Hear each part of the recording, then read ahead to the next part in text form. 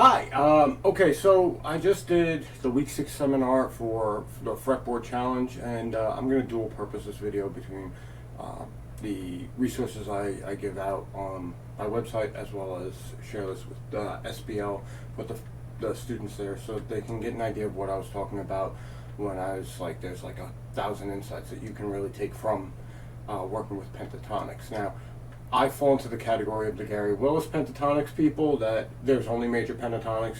Don't even concern yourself about minor. If you see a minor and you want to run pentatonics, just find the relative major and go for it. And here's the reason why. Pentatonics are reflexive over the major pentatonic shape. And to really show you this, I'm going to do this over the C major pentatonic. We're going to start here on the 8th fret. You know, C, D, E, G, A, C, D, and E, right? We all know. Pentatonic shape, we all know. If I can get together some chart resources, I'll do that too. When we go to the next shape up from our thing that Ariane Cap calls the hexagon, we go up to the next one, it's the big boot, right? Now, take that idea and go down a shape. So instead of going up to the next note, which would be E, now we're going to go from C, we're going to go down to the 6th, to the A. It's the same shape, just turned over on itself, right? So you have 4 frets, 3 frets, 3 frets, 3 frets, 3 frets, 3 frets, 3 frets, 4 frets. Okay? Now, we're going to go a step further away. Now, with that, we go to the E, right? And then we have that RE caps, big box, little box. Yeah, that one. Big box, little box from RE cap. If you did her groove courses, she actually talks about the 5 pentatonic shapes. You can find it there on SBL.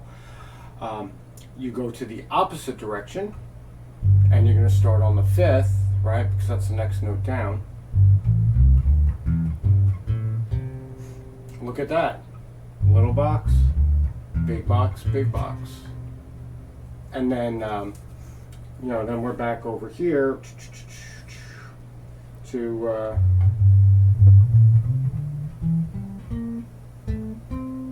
our little box, big box shape that we just saw over here, or big box, little box. So that's observation number 1. They're reflexive. So on the flip side of that, Gary Willis goes at this via the minor pentatonic, and he uses D because the reflecting point is here at the 7th fret, the D note on the bottom string, the G string on the 4-string bass. And if you follow this up, you have this crooked line, right? Well, our D minor pentatonic is the big box, little box shape here, and our D minor pentatonic is the little box, big box shape here, right? And then we have our regular D minor pentatonic shape here, and then from this side, we have the exact opposite. And these notes here are the border for the hexagon shape, as Ariane likes to call it, just like these are. So our F major, which is the relative major, is there, and also there. So you can do that basically visualizing your pentatonic shapes based off of the center of your fretboard, because it's reflexive in nature. You just have to remember, it's a big circle, and you just got to figure out where the center mark is. So that's observation number 1. Observation number 2 goes with pentatonic substitutions. Scott was talking about going up a 5th, and then going up a tone and using the major. This is pretty much the same thing as what Gary Willis talks about when doing this stuff. You have your C major, and you can go up a 5th and use the G major, obviously, because it's, you know, it all fits. It has the 7th in there, and it gives you a little tension. Now from that you can go to the D major, and we'll do that up here, giving you this really weird F sharp note, you know, the sharp 11, and that can work. But from there, from the D, your 5th up is an A, and the A major departs greatly. It becomes useless, in my opinion. So what I observed is that then you just go opposite. You flip the quality of the pentatonic. Instead of it being a major, now it's a minor. And then when you go up a 5th from that, now you're at E.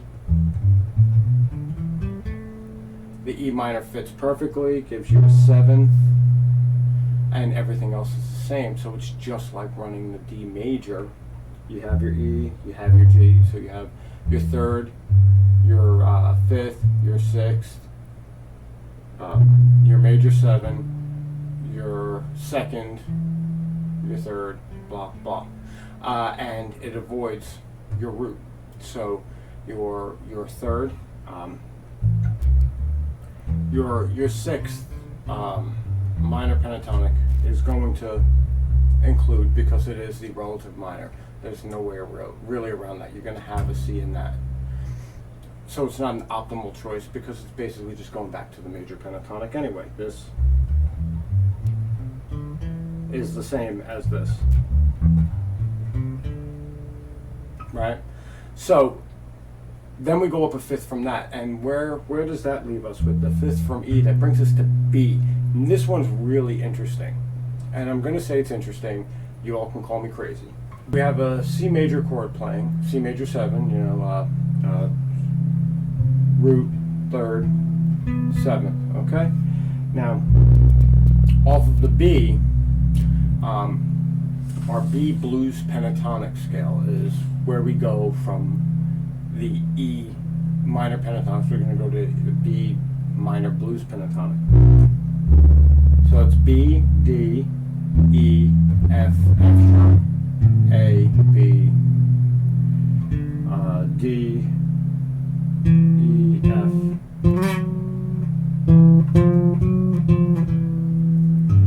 Alright, so is it usable? Yeah. Are there wrong notes in there? Wrong notes. You can work it in there. You're still going to have that sharp 4. But you'll have your 3rd, you'll have your 4th, you have your 2nd, you have your 7th, and you have your 6th. So, you know, just keep that in mind. You know, your major pentatonic is root 2, 3, 5, 6, root 2, 3.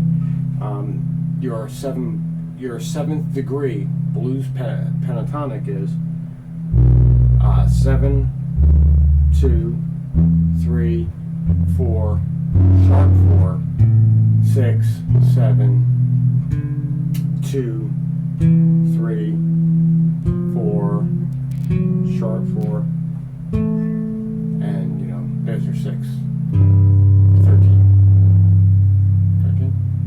11, 13. Okay, so there you go. There's a couple of insights into pentatonics that I gained by basically going over insanely Gary Willis's stuff, as well as exploring pentatonics while playing. So there's that. There's the baby. I hope everyone finds this helpful. It's not. I'm sure this is all information Scott has. It's just a matter of trying to not flood people who may be very new to the concept of pentatonics with information that they may not really find helpful just yet. So there you go. If you view it as only a major pentatonic, it's reflective. So there's that. When you deal with pentatonic substitutions, you really only go up 2 fifths. Beyond that, you're just basically copying what you did before. Okay? So you have your C major pentatonic, and then you have your G major pentatonic, right? and that adds a 7th. Then if you go up to the D major pentatonic, it adds that sharp 11, right? That's really the only addition on top of the G, because you have the 7 and you're just adding a sharp 11. You're avoiding the root. In the case of this, we have 2, 3, sharp 4, 5, 6, and 7. So you take the sharp 4, you're taking away the 5th, right? So you're avoiding the root here. You're avoiding the root of the substitution pentatonic here by going here. Then when you go from D to A, you're going back to C major pentatonic, because you have to flip the quality, because the A major pentatonic doesn't work at all with C major. Okay? It's the relative minor. It's not supposed to, and it doesn't. So you do the minor pentatonic, and that is literally the same as a C major pentatonic. When I view an A minor pentatonic, I'm thinking C major pentatonic, because I know that shape all across the fingerboard. Why reinvent the wheel by saying, okay, well, this is the shape for A minor when it's part of C major? Okay, that might not work for you, works for me, and it was beaten into my head by Gary Willis during the masterclass. So there's that. On top of that,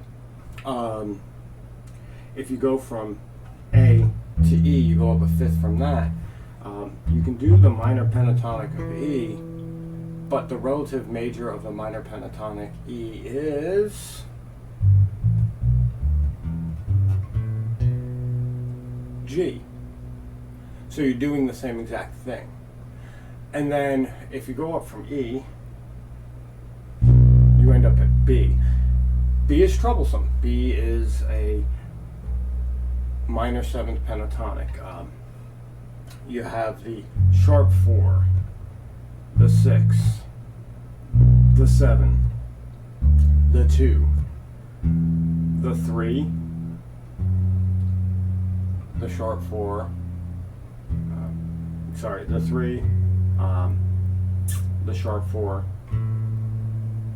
the 6, and the 7.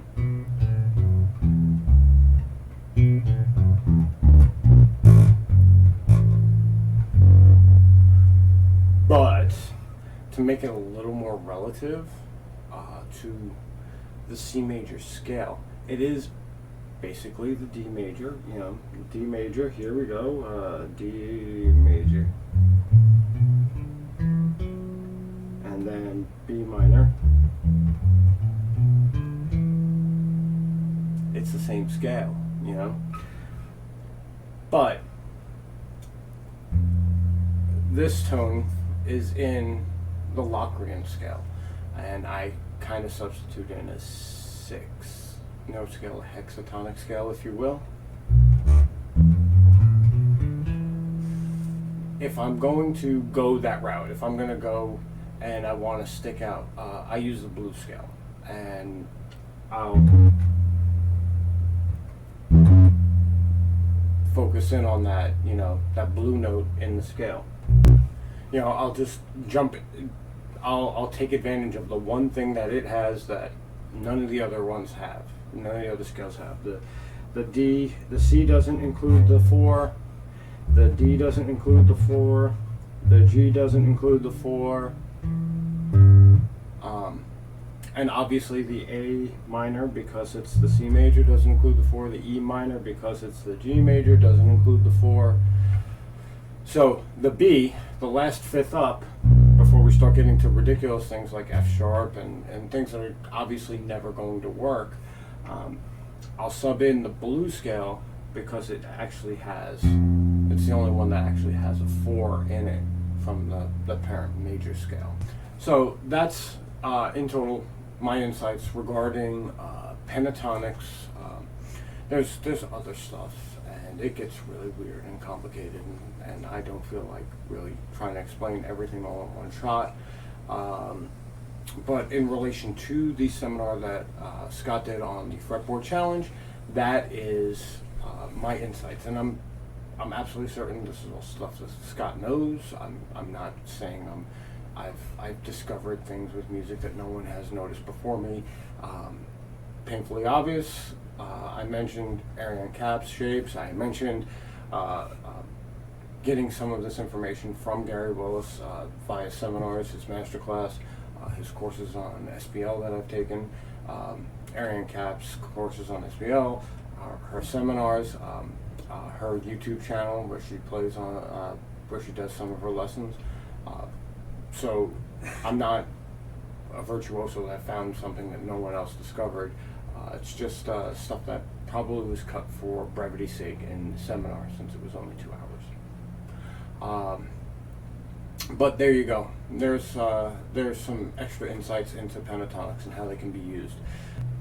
The only one that's missing is the 4, but 4 is a major scale anyway. It's Lydian, so there you go. There's the insights. I hope it was helpful. Let me know if you think I missed anything. All right, bye.